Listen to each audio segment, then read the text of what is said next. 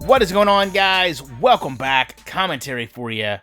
I'm going to divert just a little bit, but it's relevant and it goes hand in hand, I promise you. As many of you know, link down in the description, I'm a Weeble preferred influencer. If you use the link, you get a stock just for signing up. If you deposit more than $100, you get a stock valued at greater than 10. I do investing videos periodically on my channel. And a couple days ago, Weeble reached out to all their creators and all their influencers and said, we've started a new desktop app. We need you to try it out. We want your honest opinion. And based on your subscriber count and your reach, we're going to pay you accordingly.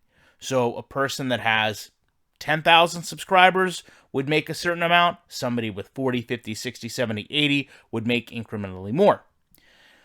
It's important to understand that when you look at Clint tweeting Madden season, Madden NFL 21, and then Joe saying, are you intentionally not sending copies to critics that use Fix Madden franchise?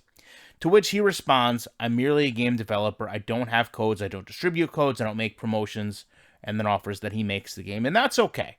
I would argue that Clint does get beta codes and could certainly make sure that people who get those codes would be critical of the game. And I would certainly hope, as we've seen from EA in the past, that they continue to make sure they provide the game to people who are critical, like, say, Soft Drink Sports or Angry Joe, because they should be confident and proud of their product and want it in the hands of the most critical voices, because they'll know that it's going to show an improvement.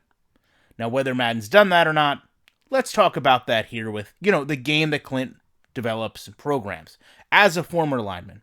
Because as a non-former lineman, as just someone that's been blocked by Clint Oldenburg, not on a football field, but rather on Twitter, I have some questions about how this blocking is panning out in this game and how it's historically shown. So first of all, this is not much of a pocket, number one. This is groups of players blocking selected targets. This right here to me, as soon as I get user control, why am I being shifted and turned so that I can be blocked instead of going to pursue the quarterback? That doesn't meet my expectation of realistic football or good gameplay. Now, secondarily to this, I want to talk about how they shift through each other in the beginning when I'm being thrown to the side here, trying to use the new pass rush moves, but just the violence of this move. I mean, I'm not only past the fullback, I'm actually running away from this interaction. And yet somehow none of this matters because only this blocking animation does. And it looks awful.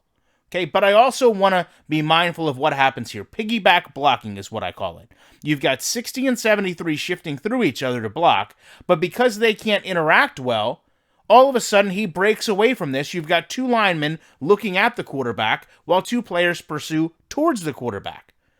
A ball that really shouldn't have been thrown because of the corner coming on the blitz, but ultimately could have also easily been impacted by the linebacker who beat the blocks of two linemen simply because they don't know how to go out and block a player. Much smaller than them, by the way. Clint, I'd love to know your response, and hopefully we can all work together as a community to get this game better, because quite frankly, it needs to be.